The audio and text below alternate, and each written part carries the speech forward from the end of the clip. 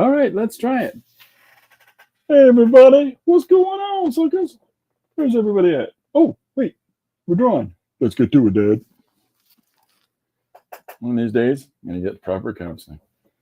Okay, so this is today's page. And let me just share it.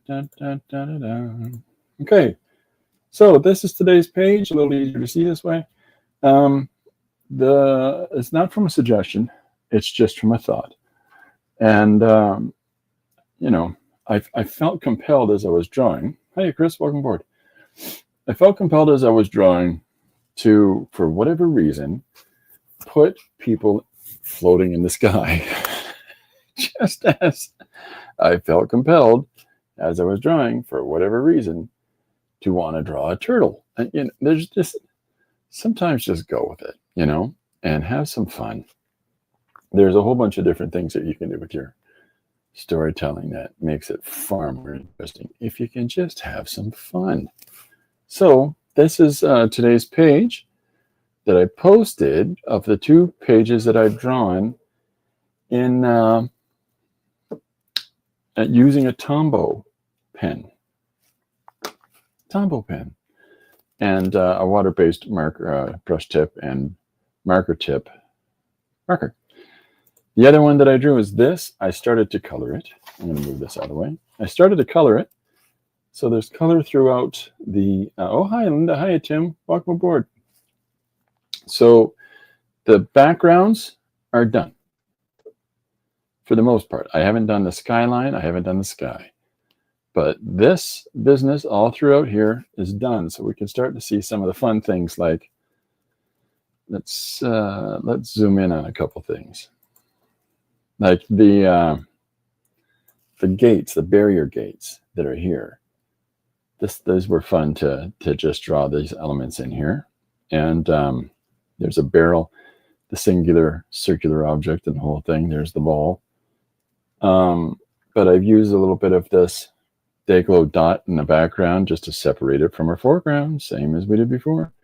And I started putting base colors on areas in our foreground as well. So, and you can see all kinds of fun little things happening. Like here's another metal form in there. Here's another piece of corrugated metal.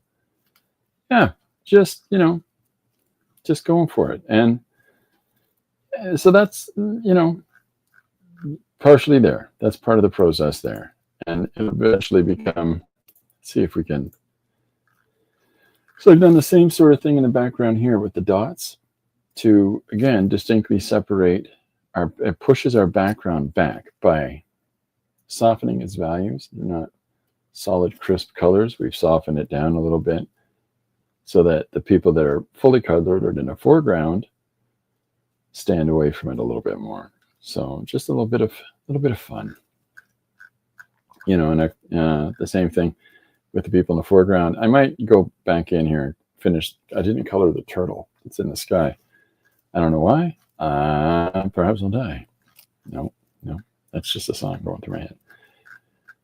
You know, it was an old lady who swallowed a spider. Anyways, so this is where that got to. Is it better for a person to have their feet on the ground or to float freely in the wind? Hey, I don't know. I'm a turtle. That's it. Typical Runciman nonsense. So there we go. And so I thought, because I'm going to switch cameras here. Give me a second. I'm on the wrong screen. Okay, so I've gone to my overhead camera again. Now, what I've been using for drawing in ink is this, the Tombow water-based brush tip on one end, marker tip on the other. The problem that I was having is that the brush does its best to hold its form, but it's not a brush. It's a synthetic foam shape, and it will break down, which is as it dries out, which is what it started doing. So I thought to myself, hey, you know these, let me show you one. You know how there are these clear like these transparent. You can load them with water, and then as you're doing your watercolors or whatever it is, you just squeeze the body of it, and it pushes water out through the bristles, and you can paint with a built-in reservoir. Handy dandy. So, and you can get it in different kinds. Here's a broad brush with a wide tip, chisel tip on it, right? So what I thought was, what happens if I load them with ink? Because I want to simulate the same effect as I've got here, but with something that can recharge, and something that where the brush holds its shape a little more, because it's actually a brush. It's actually bristles instead of foam. So I loaded this up, and I just started scribbling and doodling, trying to make different marks. And so as I squeeze from the body of it, it's charging the brush with ink inside. So now I can freely draw with this fella in the same way as I've been drawing with the other. And I've also loaded one with white. So it's the same dynamic. Let's see, we're going to load our brush up, and how crisp and clean will the white be that I can go over? No, not so much. But what I have been trying, let me see if I can, where did I put it? There it is. What I have been trying is the white on a black piece of paper, and putting some marks down here, and you really have to charge this. And then the secret is, I find, is that if you charge and then move it from the base, then the white actually comes through clear, and you're actually able to utilize that white. So, but it's more like staining, and it takes a little bit of building up, similar like using a Fidenosuke pen. But we can get all kinds of interesting marks and textures, and you can spatter with it. Woo-woo! So, exciting times at the OK Corral, folks. So I'll be trying out these a little bit more. Oh, Chris said it was the Anti-Gravity World page I posted today. Okay, so here we go. We've got 7 wants a hall pass. It's 7. Okay, those are great brushes to experiment with. It's a nice idea. Yeah, well, I like the fact that they're rechargeable, right? Like, it's not just you purchase it once and right? Whereas these things, because you can load them with an ink color, whatever ink colors you have, you can load these bad boys with. Now I've got a selection of different kinds of inks, reds and oranges and things like that. And the way that I used them was from when I went to the Craft Hive, the art supply store in St. Thomas, Ontario. And I bought these, what are they called? Oh, no, I forgot the name of them again. And I knew it earlier today, and I was so pleased with myself. And I forgot already. It'll come to me halfway through talking to you about something else. Anyway, so I would pull the ink out of one of the ink jars and just drop it down into the small aperture that we have, of course, for filling these with water under a sink. So there we go. Pipette. Ha-ha! Pipette. So I filled I used, excuse me, Corbin. I pulled ink out of here using the pipette, and then I put it down into there, but at the other end. So there we go. And it didn't make those sounds. I'll just tell you that right now. But pipette. Oh, well, there we go. Nice. So yeah, so I used the pipettes to do that, and then I've got a bunch of different ones, so I'm not worried about. I try to clean it out, but at the same time, if if it's still holds a little bit of ink in it, that's fine. That'll be the one for loading up the ink, the black ink, because I've got other ones to use, and they're for $1 at the Craft Hive, Wellington Street in St. Thomas. Anyhow, so Another thing that I picked up was, and something I don't actually purchase very often, is alcohol-based markers.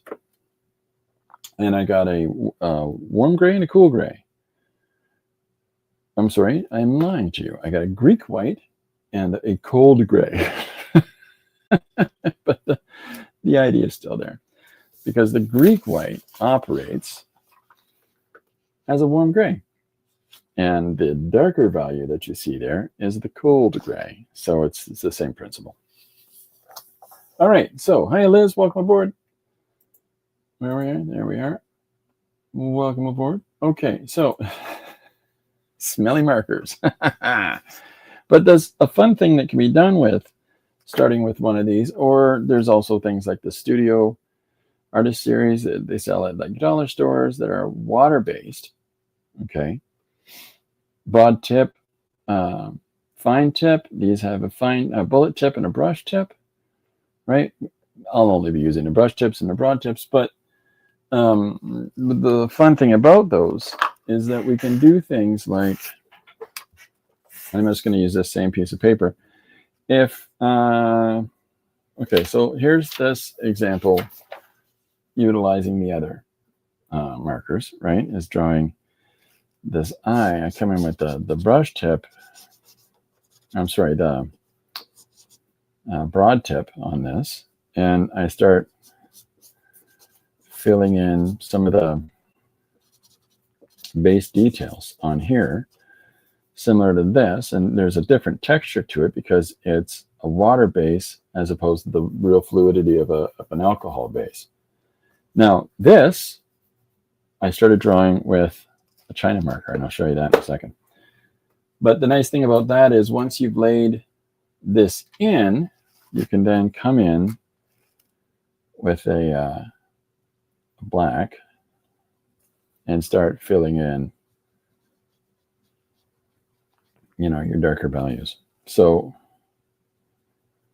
there's different things that you can do, and it makes quick. It sort of expedites that process of getting down to to the drawing much quicker, to be able to, and less concerned about the finer details. We're just plonking in the sort of larger value changes. This is China marker, and China marker, I thought I might do some drawing with that today. So this is the same sort of thing in China marker. Now, I have shown numerous times before, I'm sure, over the course of time. Let's see if I can find it. I'm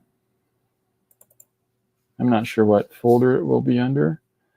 I found it recently and I completely forgot where I saw it. Is it this?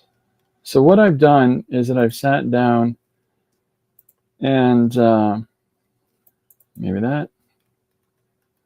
Maybe not. So what I've done is I've sat down, and I'll just grab the book. I need to get some of those brush pens. I have only two, and they are gold and gray. Nice. I'm just going over to one of the shelves here in the old studio, and what I'm looking for is my notes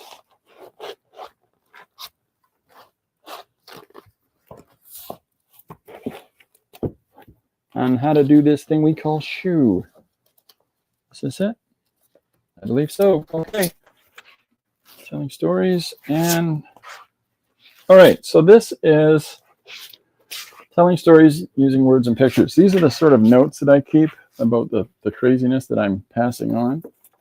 And so in here, I've talked about all kinds of different aspects of art and storytelling over the time that I've been doing these streams. But what I've been referring to is this. This is sitting down and drawing an eye repeatedly using different mark making tools that I have and using them in different combinations. White pencil crayon with white ink, white pencil crayon with acrylic paint. This is just white ink pen crosshatch. black watercolor paint, black acrylic laid down with a brush texture, and then white Sharpie marker over top. And just trying things over and over again. And the more different materials that you have, the more different iterations of this you can do. And it, exploring things like Zipatone, canvas, right? Black canvas, different kinds of paper. This is a different kind of Zipatone, blue paint or blue tape. I'm terribly sorry. White tape, black electrical tape. Trying to think of all these different surface and mark making combinations. There's some stamping in here. This is some dot Zipatone, some line Zipatone, some directional lines thrown in as well. Again, just trying different stuff out. And the more that we allow ourselves to explore an idea and to explore different interpretations of things, the more that we're going to leave ourselves open to the variety of, what we can do in expressing ourselves through our stories. This is just black and white and with a little bit of blue tape, but this is just black and white. And just think of how much more trouble we can get into with color. Maybe I should do more utilizing color combinations and color mark making materials as well. But how many times can you draw an eye? Maybe not. No, Seven says, cool. Liz says, this sounds like another hand cramp process. Come with warnings next time, please. Hey, kids, you want to see a way you can cramp up your hands? Hey. So that's a black electrical tape with acrylic paint, white paint over top. Like, there's just so many different things we can try. And then when we get an idea, we can make kinds of marks with different applications. We can start to incorporate things like laying down black acrylic and then drawing over it in white paint, or white pen or white marker, or whatever it might be. So trying dry brush, trying wet brush, trying, all these different ways in which we can make marks. There is, I've got a number of different colors of the China markers. So I started scribbling down here in the red, in the black. They're crayons. They're ostensibly crayons. And so, what I did this mad search. And when we went to Toronto a couple years ago, I think it is now, I found at the art supply store there beside the art school in downtown Toronto, red, green, yellow, blue, black, and white. And I was so excited. I bought a few of each. And then recently I was at Staples, and Crayola has released an entire palette of these things. Thanks, guys. So, which is great, and was substantially less than the other ones that I bought in Toronto. So that was handy. Oh, we'll see you in 20 minutes, Chris. Have a safe trip. So exploring the composition using a tool, whether it's the the similar sort of process as what we've been using, or trying something else out. Like, it's just try the variation of all the different things that we can approach stuff with. Now, I can try to do some more things with the art notebook, and maybe I should in a more formal way. Liz says, I tried outlining a bunch of letters and had no idea you could get cramps in hands. Well, on one hand, oh, sure you can. I have seen things where people show others how to exercise their hands before they start doing stuff, but I've also seen somebody doing this and then cramp his hand while he was doing exercises. So it's tricky, but you'll find if you're doing something, allow yourself to let your hand relax a little bit as you're doing stuff. So this is, using all of these little sort of thumbnail ideas that we've talked about. Excuse my coughing. And now you can even just take one random static panel from this whole thing. I think that's this one.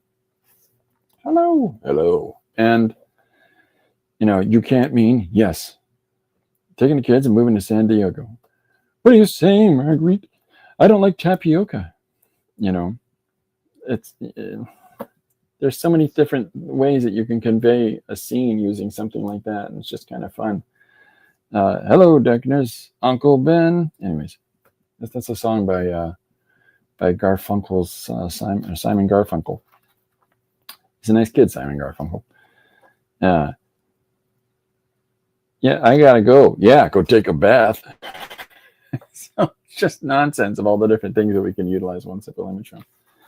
Anywho, so that's what I was talking about today with the mark making madness that you can do with different tools. Hello, Mr. Hodges. Welcome aboard, sir. So there we are. So loading up these water reservoir paintbrushes, generally for watercolor, I just loaded ink into them, and this is absolutely lovely for drawing with, and it's going to be the same approach that I've been taking, excuse me, Corbin, to the things that I've been drawing over the last couple of days with the Tombow brush marker, but without having to struggle through the disintegrating brush tip. I've already tested this out a little bit with I grabbed a piece of Stonehenge and started scribbling on this. So if I draw the composition in and it comes out in this case as a really deep gray, less so than a black. If I go over a line a couple of times, the black part really holds form. But if I take this brush tip and I just dip the tip in water, it lets me do these gray tone washes. So that's kind of fun. And I've tried this out. I've tested this out on a piece of cardstock, and then I've tested this out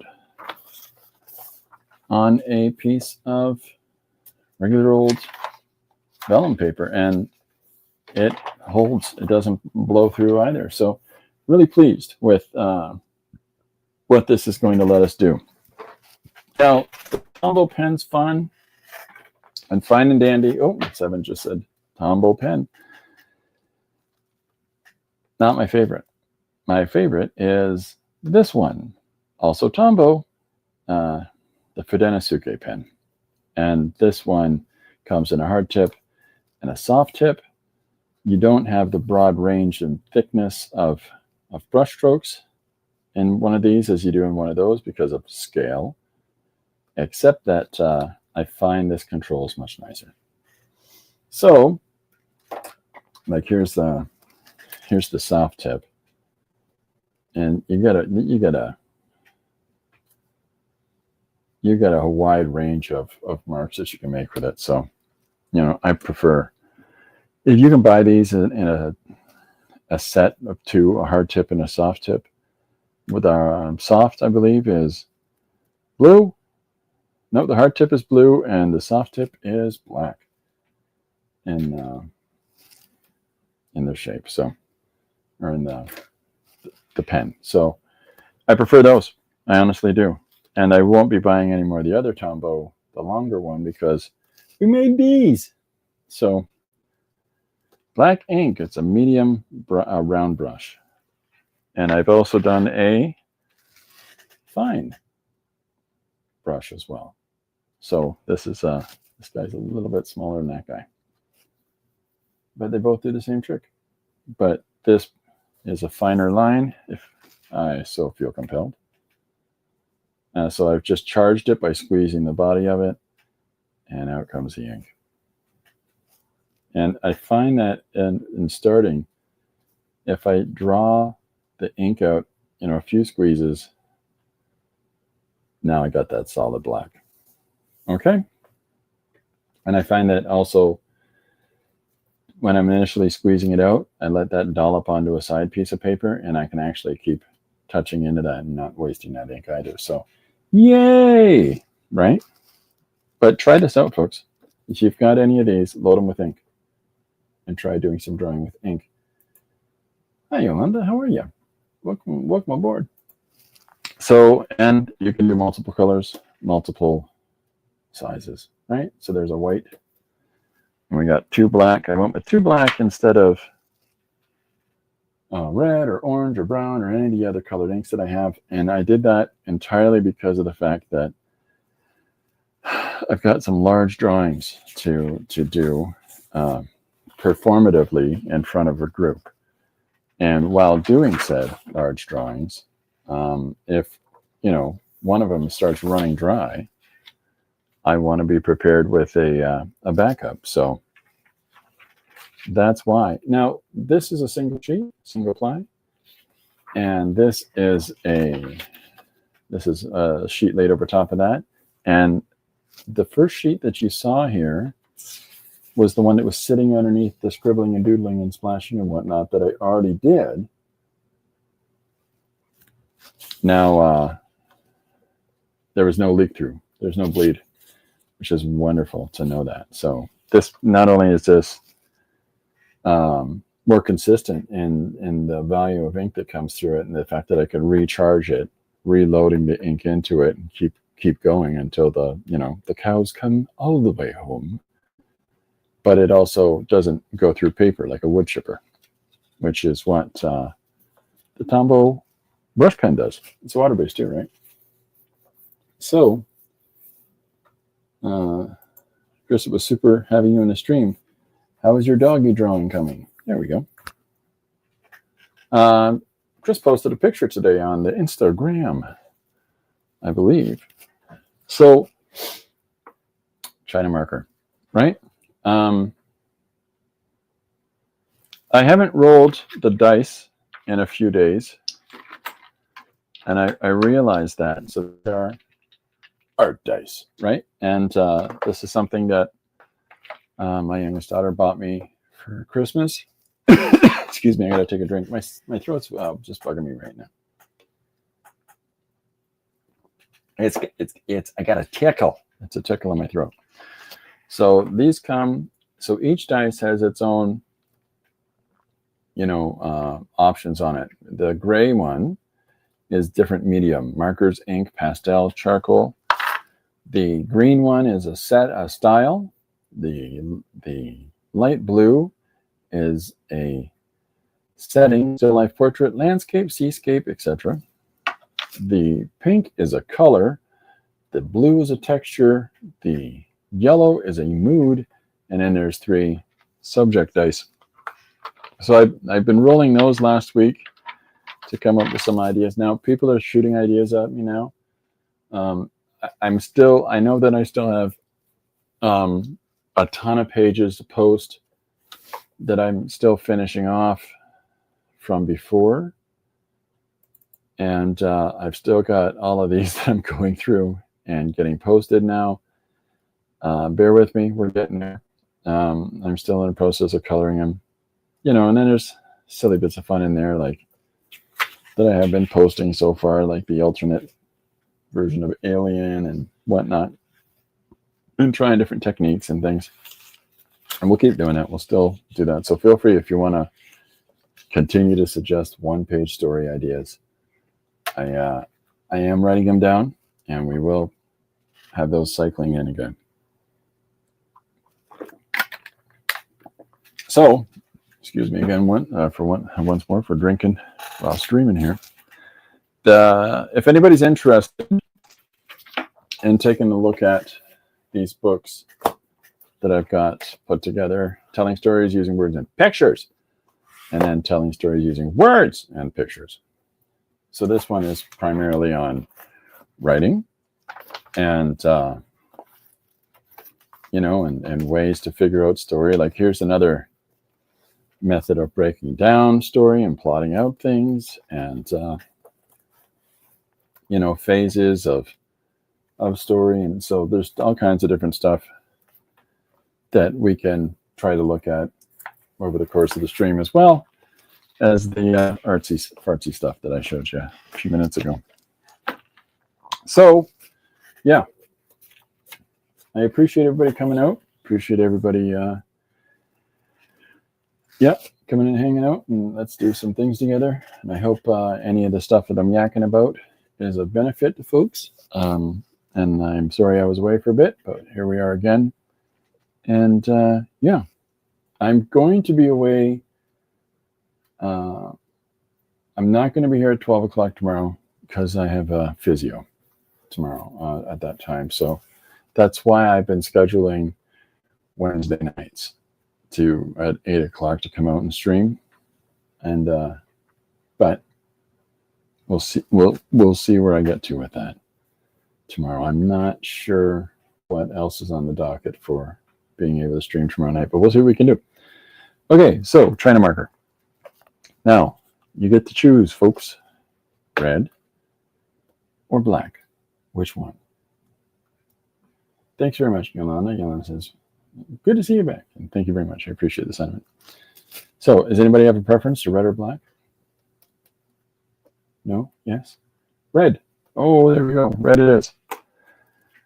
All right. So, I find that the approach to drawing with one of these in my headspace is no different than drawing with any other mark making tool. But what the benefit that we get out of these guys is, so I started scribbling this crazy kid's eyes here. Okay, so let's do this. Now, with a China marker, you can, oh, we got a couple of votes red. Great, thank you. With a China marker, it's basically a crayon. So you can apply your marks lightly. You can apply your marks with intention. You know, you can have them soft, right? You can have them very sharp. It's the same as anything else, really. But in order to keep a sharp line going, you might have to roll the edge of your pencil. In this case, marker, China marker. You roll the edge to hold on to a sharp point, because if you start in a wide span mark, by the time you're halfway across, you're going to see it starting to dull, just because it's a crayon, and the more pressure you put on it, the faster it dulls down. So, you know, something to think about. So let's get this character, the eyes, back in here. So my application is loose. I'm just holding it like this, steadying it with my thumb. I'm not sure how other people hold things, but these two fingers are relatively useless for me. So this is how I tend to hold stuff. And I'm applying it lightly, and I'm allowing that granulation to come through from the soft side. This approach to laying it out is no different than what I showed earlier about laying down compositions in this light gray and then coming in and filling in the darker value. So this is the same as that, and it lets us get a lot of space done in a short amount of time, because we're not being precious and worrying about all the finer details. We're just having a go and letting the composition build itself as we go through and start drawing out our image. And I like the fact that these things, you know, allow us to have a range of value. I really do. I think that having that available to us is really enabling to really explore the marks that we're putting down, so that we can get a nice difference of value. I have to have a drink again in a second. I got a tickle in my throat. So what I do find challenging with China marker is, because it's like a crayon, it's hard to remove.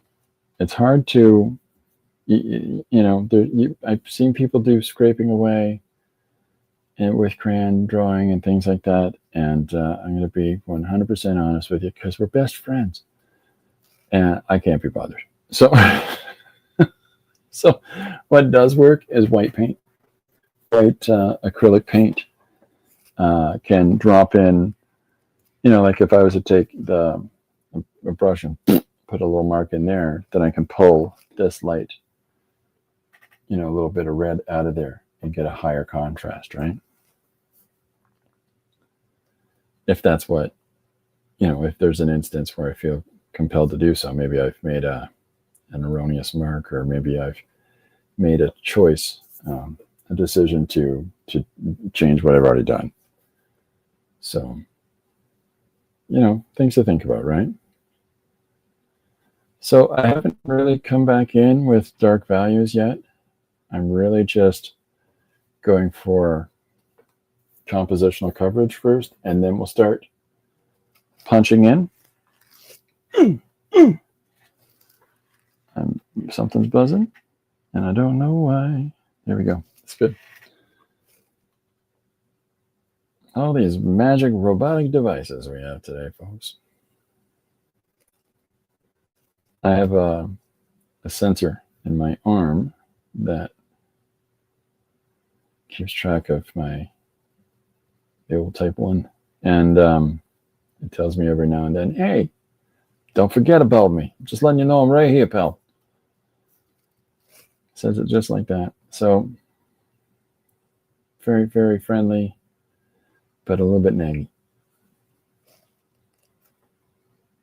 So here's our face coming together. Something I talked about. You want to put a happy punching glove there. So in my head, I talked about this yesterday. As I'm moving through the composition and just drawing the marks, instead of drawing the structural marks first, which there's nothing wrong with doing. But I've got them in my head. I'm thinking about the shape of the face and the scale of things in the face together and how that fits in the larger frame of the drawing itself. So I just haven't put all these marks down as yet. So this is just a piece of 11 by 17 basically printer paper, but in a larger format. And this is a surface, that is as good as any for drawing with the China marker on. So this is, I'm making a little bit of darkening there of the marks for under our nose, just to not get lost in the marks that I'm putting down now as we're bearding up our feller here,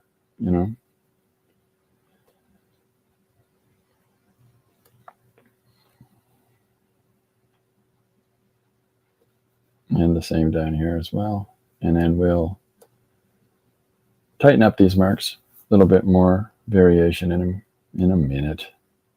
I'll do it in a minute. So thinking about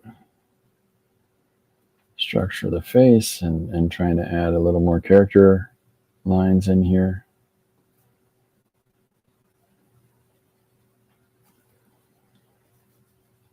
As we move around our guy's face. It's a little bit random. Was it you who said the mouth edge lines up with the center of the eye? Yeah, it's a fun little thing. Side of the nose, side of the eye. And a fun way to test yourself on this is look in a mirror. Here, I'll do it right here. How's this? The human head. Okay. So if we've got, here's our head that I ran out of paper to fully draw the head on. Okay, so halfway between the top of the head and the bottom of the chin, the bottom of the head here, is you can put a mark right there, halfway between there and there, a mark, halfway between there and there, we'll put a mark, halfway between there and there, we'll put a mark. Right? Right. So half of that, half of that, half of that. All right? Now, the halfway between the middle and the bottom, run over and put a mark there, put a mark there on either side. Halfway between here and here, we'll put a mark there, we'll put a mark there on either side. And we haven't made any shapes yet, right? So we're still following our rule of halves, right? So now we've got our face here. Now you can fit 5 marks across your face. That is challenging. So instead of that, we're going to put a tiny little divot right there in the center, okay? And we're going to put a mark halfway here and a mark halfway here. Okie doke, okie doke. And then we're going to come up, we're going to put the same mark halfway, halfway. So, what does all of this mean, Chris? I'm glad you asked. I'll use another color. Now, this is what the marks mean. So, halfway between our chin and our our chin and the middle of our face, okay, that is your eye line, okay? Halfway between your eye line and the top of your head is a hairline, okay? Now, between this central line, right, halfway between the center and here, there's a line, and halfway between here and here, here's a line. That is your neckline. Same thing right there. That is your neckline. It's also where your hair shifts to the sides of your head. Half, half, half, half, half, half, half, right? And then so now, if halfway between here and here is, and halfway between here and here is this mark on the sides of our nose. Okay? Halfway between, or so you take this line from the side of your nose and you put it right here and you put it right here, because the side of your nose is the side of your eye. There's your eye. There's your other eye, right? So here's your eyeball. Here's your eyeball. Runs to the side of your mouth. There's your mouth. Pardon me. The actual shape of your eye is a socket that the eyeball sits within, and that socket goes all the way around, so that when we've got bags under our eyes, this is where we're seeing them. But we don't always see bags under our eyes unless we're, you know, people are getting older. Side of your ear, side of your ear. There's your hair. There's your hair. So this is almost like a uniform, generic way to draw a face, right? And then you can trim the chin from the side of the mouth, but just inside of it. And so this is the bottom. This line that we put between the nose and the chin is actually your bottom lip, the very bottom line of your bottom lip. And so this is a case of half and half again, and then half and half from that. And this is where your chin starts. Oh, look at me, I'm a chin. Okay.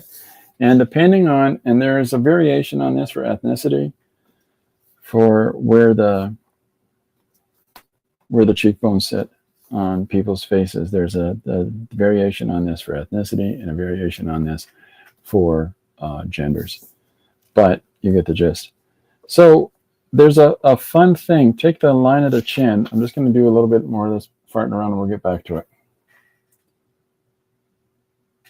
I missed the eye socket part. So if we know the spacing of your eye, right? Side of your eye, side of your nose, And then you just do the equal amount of space on the opposite side, side of your eye, side of your nose, equal amount of space on the opposite side. And then just extend that circle out, another ring around that. And that's your eye socket, which is where, if you wear a skull, right? See where the skull is now? That's macabre. Don't tell me you get the black lung. For goodness sakes. Okay. Oh, Chris is back. Hey, Chris. Okay, so bottom of your chin, right? So take the space here to here, double it there. There to there. There's the bottom of your neck, right? 45-degree angle, 45-degree angle, right? There's where you see people's Adam's apple, side of your chin. There's where an Adam's apple sits. Adam's apple. Okay. And if you do a 45-degree angle this way and this way, there is your clavicles, your neck bones. And as they come down, equal space between here and here, here and here, there's your coccyx. There's this top of your rib cage. So, and from where your neck ends here, 45, 45. And depending on musculature, but there's a kind of a standard and mechanical way to draw a person's head. But look at your face in the mirror. And a handy dandy way to do this is with a little ruler. Hi, I'm a little ruler. And if you take said little ruler, I'm going to switch cameras for a second. Hey, how you doing? Welcome aboard. Good to see you, Riri. Give me a sec. I'll switch cameras. Get to see this old mug. All right. Are we there? We are there. Okay. Glasses off. Right? So, top of the head, bottom of the chin. Right? Halfway between that, right there. Center your head. Right? Halfway between there and there is there. Halfway between there and there. There and there is there. Not here, there. Oh. And then here's your eye line, halfway between your eye line and the top of your head, unless you're balding like I am. But halfway between there and there is your hairline right there. Look at that. Woo! That's where mine once was. And so then let's do this way. Oh, I'm sorry. And halfway between here and here is here, which is where your chin bit starts. So this way, here's your center, okay? So halfway between here and here, okay? Here and here is here, right there, center of your eye. That's not awkward at all. And if the center of your eye, if you follow the center of your eye down, side of your mouth. So this is where the beautiful variation in the human face comes in. If you've got a more broad face, spacing still holds. If you've got a very skinny face, an angular face, very, very, maybe tall in proportion and thinner to the sides, but there is a consistency in the calculations between. It's just within a different structure. So, side of your mouth, center of your eye. Okay? The side of your nose is the side of your eye. And then flip it over to the other side. So this is the side of your eye here. There's the center of your eye, and you flip it back over, and there's the other side of your eye. That's why I'm using this little ruler. Because they tend to be uniform in size, and it works for the size of my gorilla head. So side of the center of your eyes, right? Depending on the size of your ears, but as you follow across, right? So here, this is the way you can tell your eye socket, really, is that where your eye socket is here is the top of your ear. Top of your eye socket, top of your ear. And then side of your nose, bottom of your ear. There's huge variations in that. Some people have much larger ears. Some people have much smaller ears. Some people's ears tend to be pulled farther back and are less pronounced. Other people, their ears very sit out quite pronounced, and no right or wrong way. But structurally, the calculation tends to hold true with expectation of variation. The bottom of your eye socket, as you follow it around, okay, this is where you get bags under your eyes, around your eye socket. Now we know where the bottom is because it's an oval shape, and that we already know the measurement for the oval shape at the top of your ear. It's the same thing as the bottom. And then your cheekbone, there's variation on that. And again, this is there's variations in gender, there's variations in ethnicities. So that's the ball game, folks. I hope that's helpful for people. There's an excellent book on human anatomy by Michael Hampton. I had to use it when I was taking an illustration diploma course. Very cool. There is a fantastic, the name is escaping me right now. I will remember it and let you know. But there's a fantastic course on human anatomy. There was an educator that taught this that unfortunately passed away in his 50s. However, one of his students had videotaped a tutorial, and it is the easiest and simplest way of looking at anatomy ever. If you've got somebody in a seating position and their body is leaning this way, and you've got one leg that's up and foreshortened, and then the other leg is down. And so he talks about the complexities of muscles and how we figure out how to draw this anatomy so that we can draw the model, but to give equal weight and merit to the size of the leg. We understand about musculature and how it sits and how it bulges and things like that. But more interesting that is, in order to keep this, an easy way to understand this sort of thing is starting to look at things as, in our anatomy, as triangular shapes, and realizing that sometimes when people do these quick linear compositions, so they're drawing the model like so, and somebody else looks at it and goes, what in the world is that business? In their head, what they're actually calculating is that. It's a different way of drawing the body. It's not very much different. This is the reverse, by the way, of when you're drawing a person and you're trying to figure out where the skeleton is, and drawing what we call a stick figure person. Right? So there you go. Chris says, excuse me again. Oh, thanks very much, Linda and Tim. A teacher told us the human body is like sausages and spheres as connectors. Well, that's where I showed this. Here's your person who's, this is your very basic, easy way to show, especially young people, the form of a person and to understand differences in anatomy. Women have more this shape in their hip, men have more this shape.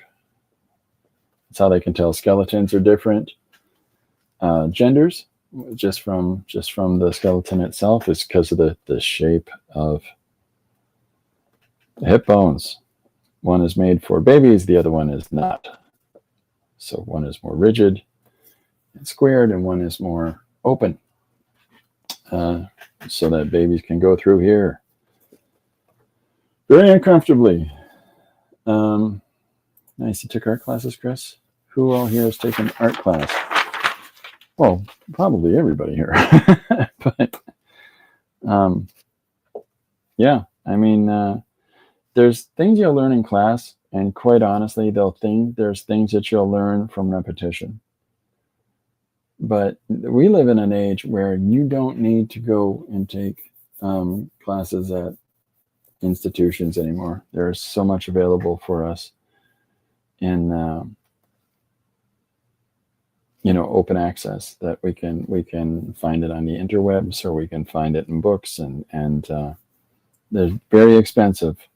Some of these courses that people are offering, and what's value versus cost is an important thing.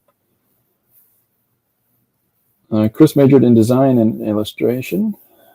I haven't taken any class. Probably no. Come on, stop it. So there are things that you're going to pick up. There are things that you're going to institute in your own practice of how you build up a character. Maybe this way works. Maybe this way works. Maybe this way works. Maybe this is helpful. Maybe this is not. But it's whatever process and method you can find for you that tells you this is the way that I want to, that I feel most comfortable to creating characters, illustrating characters, or illustrating objects, or whatever it might be, whatever the subject matter is, right? What you find comfortable, go for it. Malcolm Gladwell wrote a book about 10,000 hours. Anybody who puts 10,000 hours in something should have some understanding of it. Some people think that you can master something in 10,000 hours. I think it's disingenuous. Because no, you might not. That's not true. And it doesn't hold absolutely true for everybody. So don't fall into that expectation trap on yourself. I've been drawing this over and over and over again for 10,000 hours. Well, then you probably can draw that off the top of your head. But putting that into practice of drawing something, whoops, good, crippled hand. Putting that into practice of drawing something pre-form, understanding this is a second thing, right? So Chris says, despite the fact there are thousands of resources, there's always something good in taking courses with a tutor and a group. Oh, no, definitely for sure. There's all kinds of things that you can find, lessons that don't involve you spending tens of thousands of dollars. That's what I'm trying to say. We're in a, there's certain things that are absolutely beneficial, in language, for one thing. We were talking yesterday. Chris was on the stream yesterday. If you didn't get a chance to see that, please go check it out. We got to see some of her brilliant work that she's doing right now on the way that she goes about drawing a dog's face. It was really interesting. But you get so much more from learning to converse with people in person than you will ever do from reading it in a book. So there's certain things that there's definite necessity for, and you can go online and try to chat with people, but again, it's not the same thing as in person, because in person just has a different value system to that. So I'm not against school altogether. You gotta want to be an architect. There's going to be things that you're going to pick up in architecture school that you might not pick up just through reading books. But nowadays, there's an absolute brilliant architect that I have on follow on YouTube. This person has literally shown all the basic ways of doing architectural drawings in the most comprehensive way that I've ever seen. And I took drafting in high school, and this person still taught me more about drafting in 5 videos than I ever would have, imagined that I could have got a handle on. So I'm just putting some those squiggly lines in here and starting to figure out some differentiation in the values of the beard as I'm putting it in. We're going to get into some blacks in a second. I've had the opportunity to see Chris in action with her students, and she's a brilliant teacher.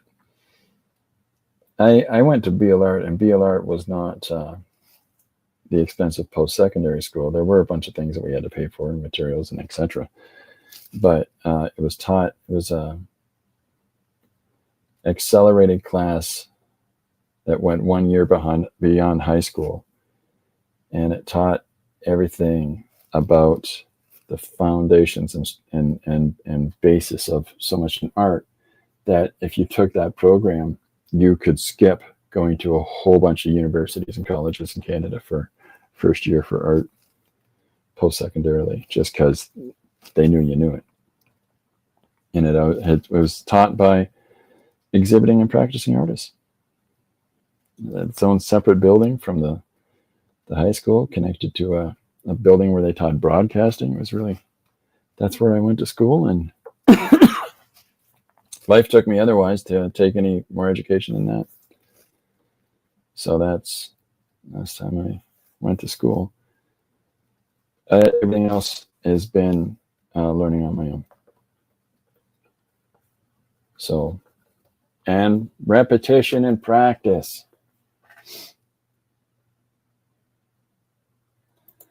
Excellent. One of my professors at university was at the time the head of the department that designed and engraved Mexican pesos bills. He was an excellent artist. Oh, that's brilliant. That's very brilliant. He would have been a cool teacher. Sounds like a cool class, Chris. Yeah. So, you know, that's an experience that you wouldn't have got. You wouldn't to meet that person perhaps if you hadn't been in that institution. So I'm just finding the emphasis points right now, and I'm putting more pressure down with the China marker, and I'm starting to pull up the details that it takes us longer in our drawing process, or at least I find, if we focus too much on the details. 4-hour class 3 times a week. There you go. So, you know, the routine and some people have a really hard time with self-discipline or self-motivation, and the routine of going to a shared space with other people is really helpful. The once a month session that I do at an art gallery in downtown London here, that I've been doing for 10 years now, is the only outward application a bunch of the people that come there have. And for them, it's like, you know, they're really zoned in because this is their engagement time with other creative people, but it's also their engagement time with questions and art practices and all that stuff. So, well, that looks real cool, Christopher. Thank you, Seven. So, again, the social engagement is very important. It's very important. So I'm going to put a little bit of emphasis in here, give a little more character to this guy's face. You know, make him a little more than sort of tableau figure here. Don't have to draw a solid line along the side of the nose. We've consistently established the shape of the structure with the light gray, or the light red application. And then we're just putting a couple little emphasis spots in there, and your eye fills in the line, right? The reader's eye, the viewer's eye. So, yeah. So here we are coming together with our character, and then we've given him a toque. I'll fill that in after. I don't necessarily need to rush to filling that in now, but let's extend our image here. Let's give our guy a little more shape. And so I'm going to, this is a black shadow area in here. I'm just not filling it in yet. You know it is, and I know it is. So we'll come back to it. And I'm just coming through. So now I'm starting to extend our composition out. And have you ever seen someone and said, "Can I take your photo so I can draw you?" No. No, I'm far creepier than that. There's no other way to say this. I try to remember faces as best I can. And so sometimes, and this is the thing, is I'm going to go home and draw them. Nope. It'll just pop into my head one time and I'll remember somebody sort of looked like this that I remember seeing one time. And so I can try to, incorporate some of those elements into this character that I'm drawing here. This sort of the personage and the way that their body shape and their face shape worked. I try to think of those things. Christopher, isn't it funny that only us Canadians use the term toque? It's an Aboriginal word. Not sure how to spell it. You spelled it. That's the correct spelling. I think it's an Aboriginal word, like muklux and balaclava is. There's all kinds of Aboriginal and Métis, French Aboriginals, different words that are incorporated into our vernacular. Toboggan, right? Toronto. Toronto means the village. It's where the colonialist said, "Hey, what's that place over there?" And he pointed across the lake at the village, a little Aboriginal village. And the guy said, "Oh, Kanadako," which means that's our village. This land is called Toronto. Canadians. Yeah, so like there's just so many different words that we have here that have their origin like that. But I mean, it's the same in the States. There's a lot of Sioux words they're embedded in places. But Canada has a whole areas where all the towns and lakes and stuff are all Aboriginal names. So, well, Huron, for one, is Huron Indians, Aboriginal tribe. Right, so that encompassed most of Quebec, half of Ontario, down into the New England states. That was their space, one big area. So with the character that I'm drawing today, I'm thinking about someone that I've known for a long time, and I've incorporated a bit of him into this face as I'm drawing. So this is what I'm referring to when I'm like, yeah, there are things that are going to come to mind of how. That's why I gave him an earring. By the way, is that I was thinking of this person. So yeah. So as I'm drawing in the shadowed areas, and we're limited by how much that we can do. Now there's things that we could do by using lines, a little bit of directional lines and crosshatch and things like that. But I'm really just using this as the soft drawing, the soft marks that I'm making is a kind of a blunt tool approach to it, as opposed to, using it more definitively. So yeah, I'm trying to think of other looks things that French Canadian, Aboriginal. It's what Americans call it a footstool. Canadians still might say ottoman. Or, Americans will say it's a coach, and we'll say it's a Chesterfield. But a lot of these things are going away because of globalization and how immersive North American Western culture is now, so that there's less British influence in how we name things. Like the whole a boot thing, that Americans think that all Canadians say a boot. Well, that's a dialect from Vancouver. And the reason that they think all Canadians sound like that is that a lot of TV shows like Battlestar Galactica and so forth are all filmed in Vancouver. My ancestry is French Canadian. My parents were from a small French community in Saskatchewan, which is an Aboriginal word, which a friend of mine from Michigan, which is also an Aboriginal word, Michigan, pronounced it Saskatchewan. Saskatchewan. Yeah, is your ethnicity Métis? The X-Files was filmed there too. There you go. Remember the Beachcombers with David Suzuki? Bruno? No, that's not David Suzuki. That's Bruno Gerussi. That's who it was. David Suzuki did The Nature of Things.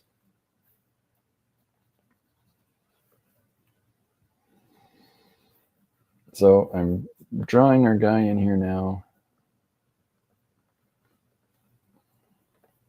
And so now, as we've got the face identifiably laid in, now we're going to start expanding out into the structure. This big coat that's being worn here.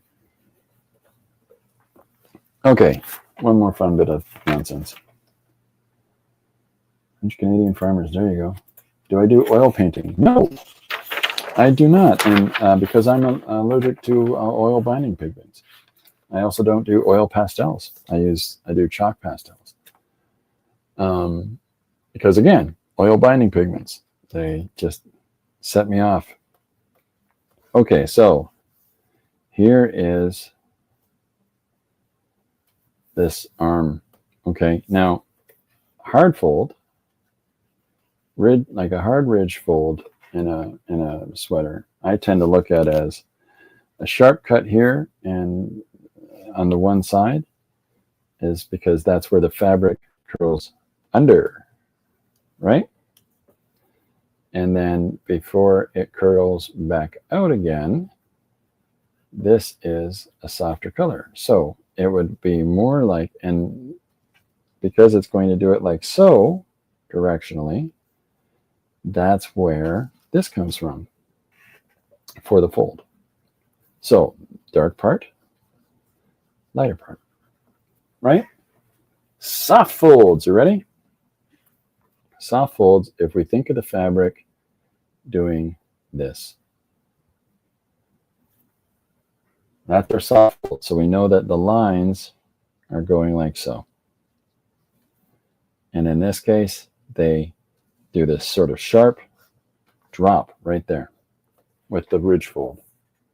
Sharp fold, ridge fold, soft fold, valley fold, right? So think about lines moving this way and then lines moving as they go here and then just drop right into that spot.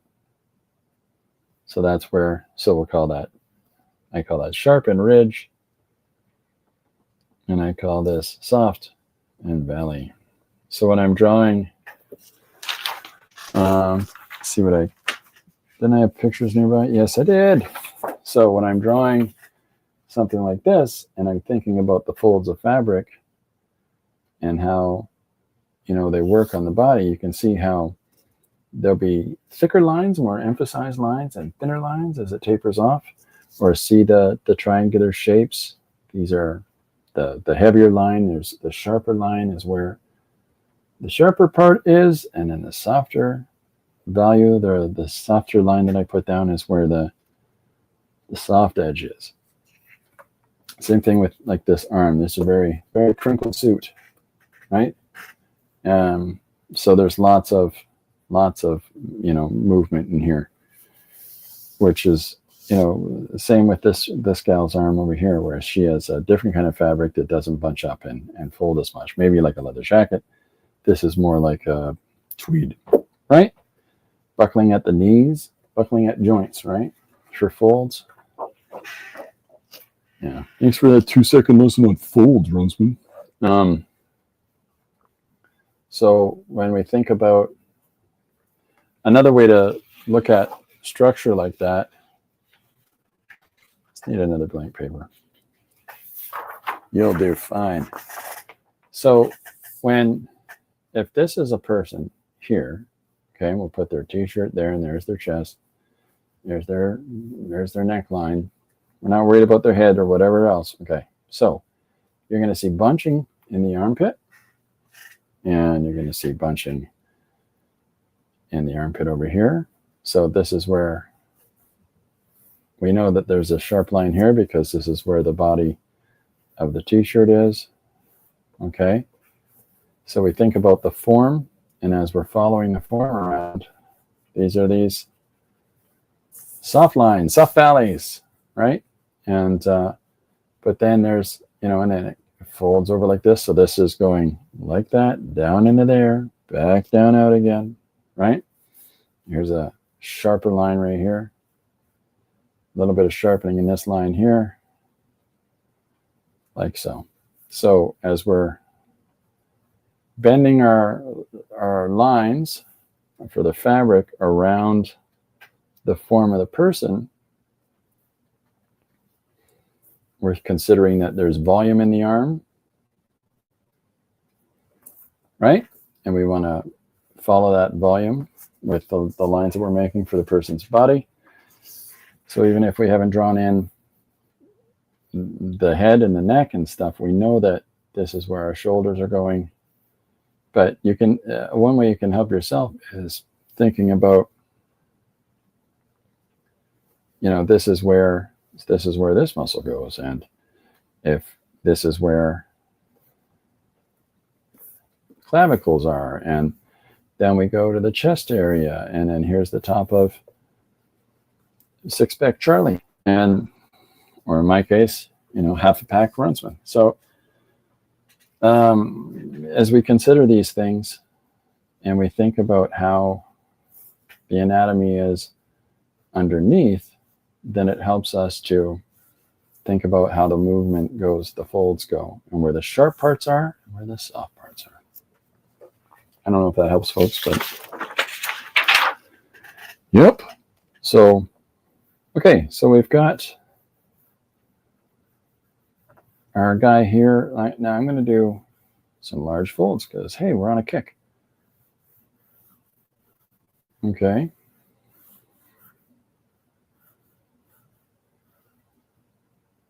The reason that I'm just laying these in with a single line, I'm going to do the folds. We're going to do a striped thing so you can see the, whoops, let me move this up. So if this striped blanket, okay, is on the person that this guy's holding, let's say, okay, so we can add interest to the variation of lines, and you see how we're starting to bend them as the fabric is now moving in this direction here, okay, and so it's bending around the edge and it's curling down here. But then when we have this fold that sits in front of it, we can take the same pattern. And so what this is telling us is that what we're not seeing is that this fabric has gone, if this part is here and this part is here, the fabric has gone up and over that way. Does that make sense? It's just, am I boring people? I'm not boring you, but that's what's happening there. So as when we're thinking about, as we're drawing, we're thinking, close your eyes for a second and think about a striped blanket you may well have owned at some point in your life, or you've slept in a bed that has had a striped blanket, or covered yourself in a chair in a striped blanket. If you can't think of what it would be like, next time that you're able to, take a look at a striped blanket and see how the folds work, so that you can understand the directional lines in fabric and clothing. Right? So if we extend this over, now you count these stripes and make the same amount of stripes. Yeah. Am I? No. Because I'm a troublemaker. Right? So if we repeat this over here and we start to So now we've given some interesting shape. So you can get this sense of a widening as we go along here. And if we put another, now I'm going to do sharp fold right there. There's our sharp fold, right? So if the blanket is curling under the sharp fold, like so, we get to put a little bit of shadow in there, okay? And then we take this and we're going to shift it over here so that as this curls underneath this part, this has shifted this way now. So now the blanket is doing, so now that the blanket has gone over into this fold, and then here's our sharp fold, and it's coming out there. Whoops.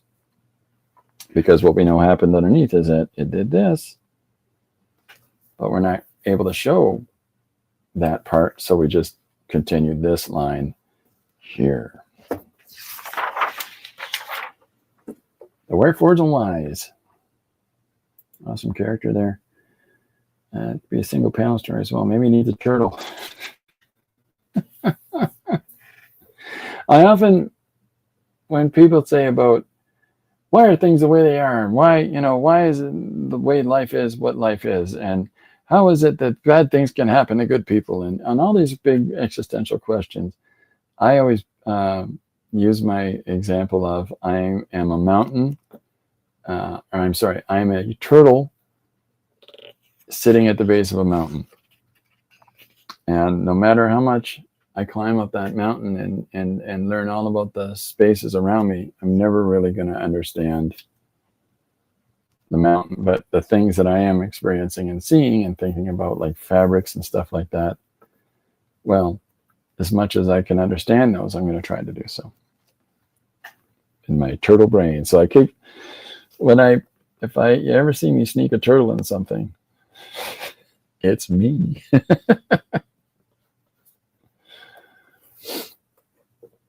The floating people got a turtle too. Yes, they did. They're good folks. They're good kids. This is the floating people page from today, and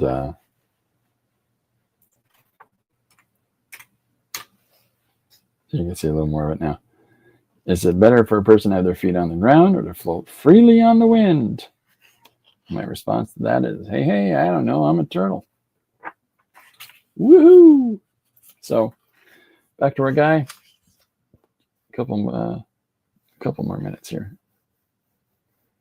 I don't want to bore you all to death. So there's a sharp kink in our fold, getting a little kinky.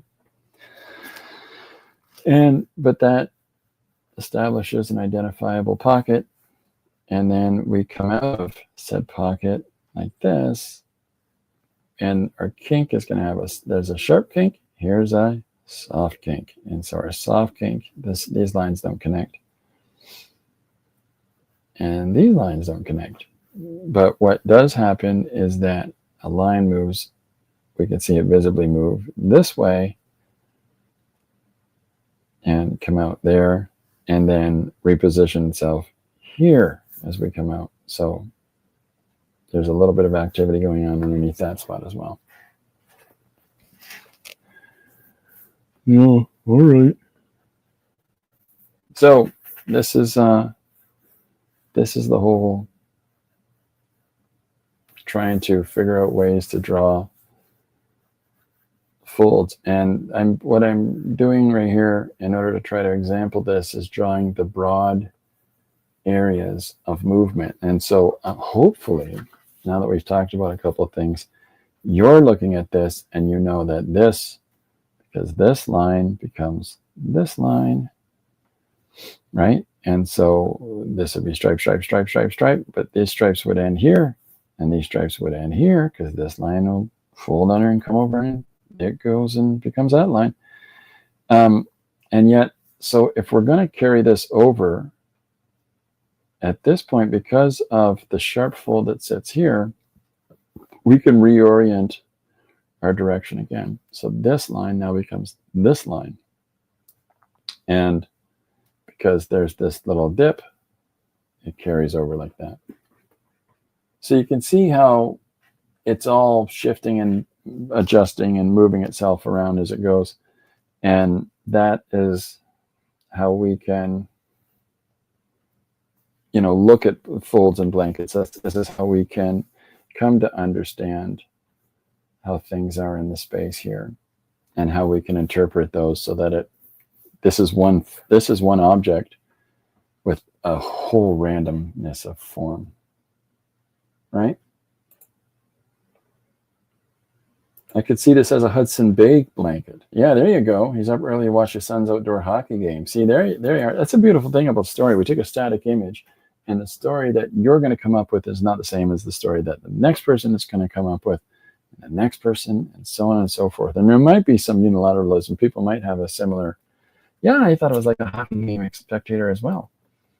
And the other person says, no, he's carrying a baby away from a car fire, or whatever, or this is somebody's picked up one of the kids from watching the ice hockey game and is now carrying him back to the car, whatever.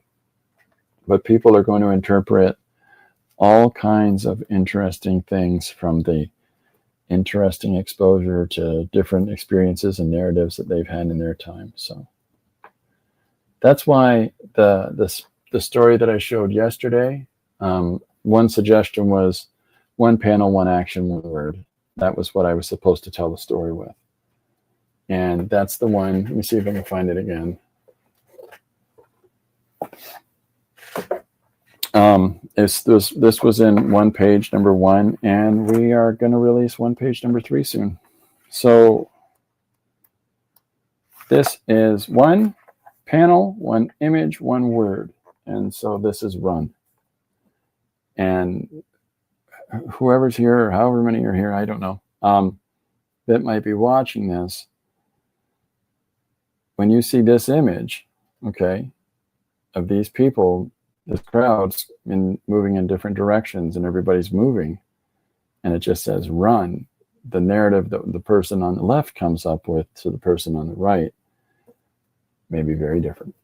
So that's a case where it examples the interconnectedness of storytelling, is that we can tell a story as clearly and definitively as we think, but one person's interpretation of it is going to be different than the next. The run one, yeah. The run one. So just throwing in these big fold shapes again. And I like complicated patterns and to put them into things. This one yesterday, there's checker patterning in his jacket, lots of wrinkles in this guy's jacket. There's patterns on the turtle. There's the leather jacket down here. I like complicated patterns, but honestly, it just takes a little bit more plotting, and thinking about the marks that we're using in order to interpret a character in space. All right, one more tight. Now this is, we're going to do a bunch right here. Okay, so this is the fabric bunching. All right, and because of that, it's going to compress this next series of lines here. And we can jump because the bunch moves up and then comes across. So we can do a little jump and cross this over. So now this is a really tight compressed fold here, and which leads to a series of tight compressed folds. And so this is where you'd see the fabric do this. Right? And that's, so we know that that's how that comes about, because we've experienced understanding how folds work over here. And we know that there's a sharp edge here. And we know it folds over here, and that we have a similar fold, and then we'll do a little soft fold. You get the picture. So I don't know. I hope this has helped folks today. But it's just so there's an allowance for you to explore. Even if, let's say, you use a source image, and I like to use thumbnails for my source images. And the reason I like to do that is that it makes me have to think about the whole of the thing. And it reduces, it takes away the lines and allows the shapes instead.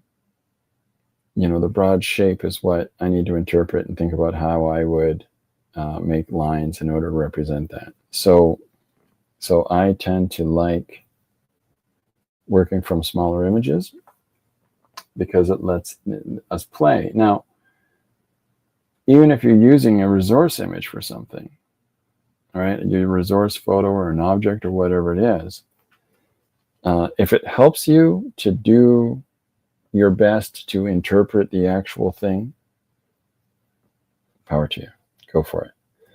But if you get the idea of the structure of the thing, and then you're like, I think this deer needs antlers, it's your drawing. Give it some antlers.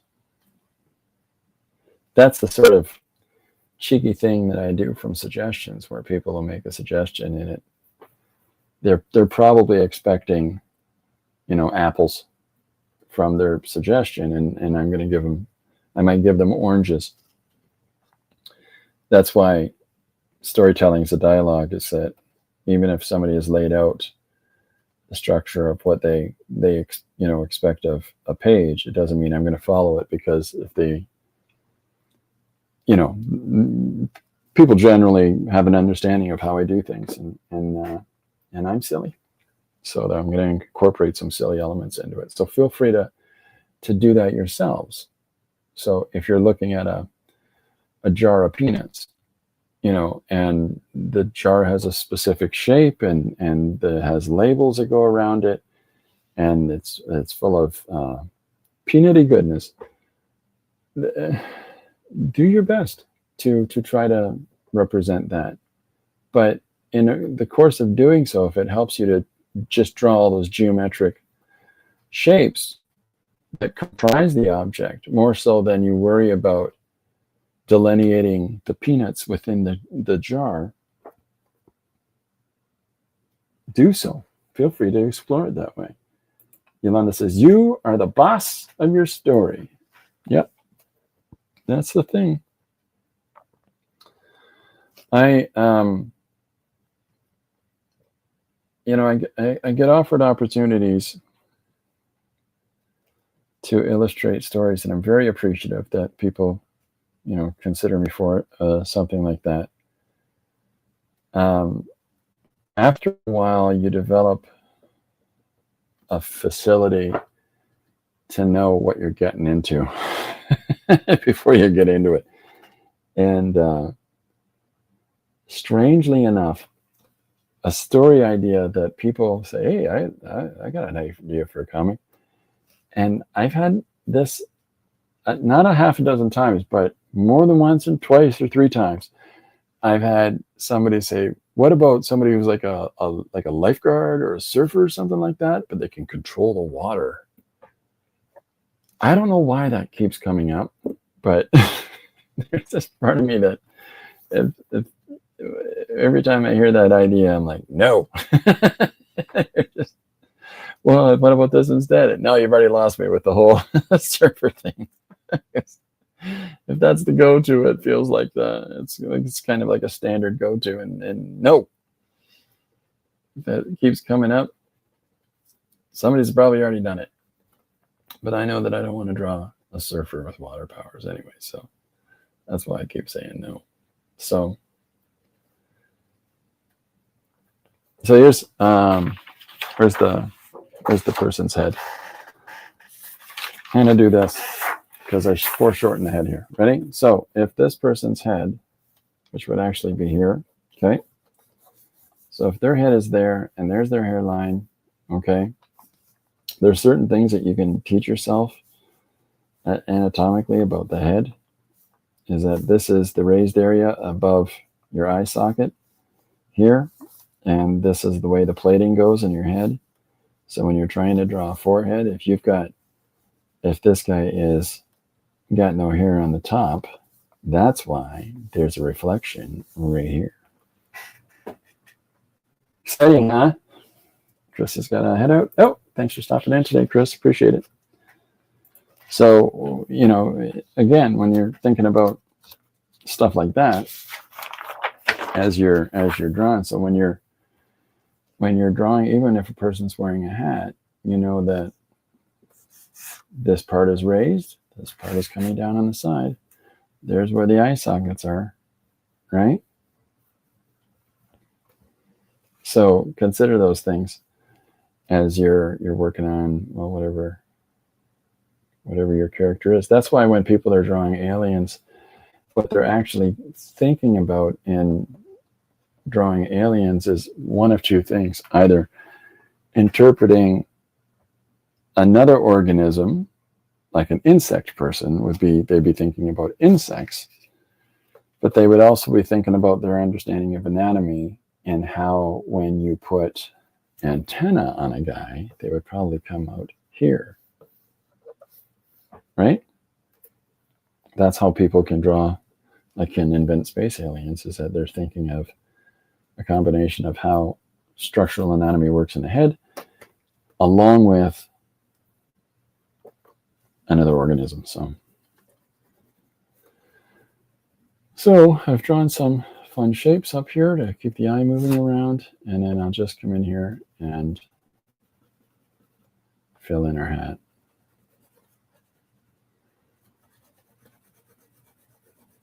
Nice thing about drawing in China marker or crayon is that you don't burn through it really quick. You know, you don't have to sharpen a pencil 26 times. But give yourself a little bit of lead space. Don't do this tiny little nib of surface to use. So there's our guy.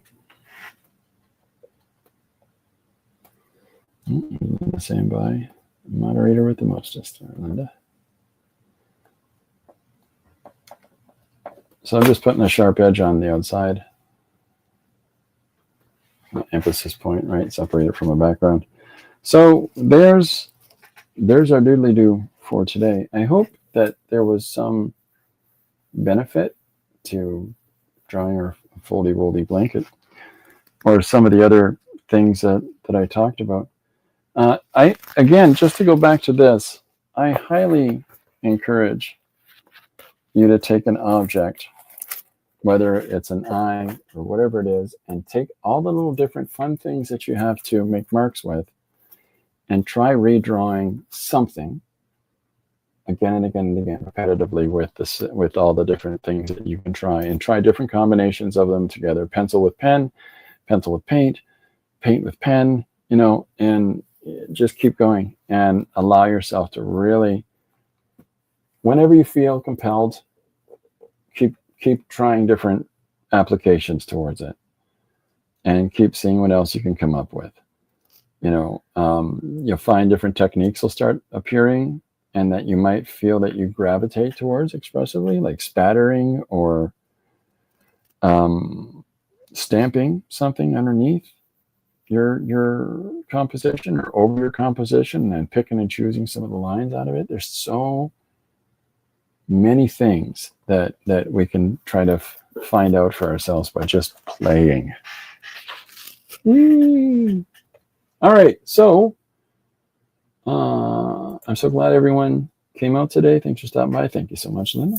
Yolanda says, it's nice to catch you, live and learn from you. It's always inspiring. Oh, well, that's very nice of you. This is a great stream, lots of information. Well, great, I appreciate that, King. If anybody ever has questions, or if anybody ever has, you know, hey, monkey, draw with some pencil crayons, why don't you? You know, or you know, whatever kinds of suggestions. I've also got the art dice, so we can get random in our selections. If you're interested in what art dice are, look up earlier in the video. But I appreciate everybody coming out, and I appreciate everybody understanding that, you know, my being away for a little bit and coming back and hanging out and having some fun together again. So this is great. But yeah, if you've got any thoughts or ideas you want to share, please always feel free to do so. Put it in the comments on the videos or on the social media posts, and let's have some fun. But I'll be back for sure. Tomorrow I have physio on Wednesday at this time, so I'll be back on Thursday at noon and 12 p.m. EST. So however that carries over for where you are, EST, 12 noon. Yeah, same on Friday as well. So if people are interested, come on out and let's make some more pictures together. I posted today's image. I'll get the second Tombow marker drawing piece here. I'll get this posted for tonight or tomorrow as well, and then try to figure out something with this kid. Yeah, so that's about it for me, folks. Thanks everybody for coming out and for taking part and stuff. And I hope that you all have a wonderful day. I'll see you on Thursday. Bye for now.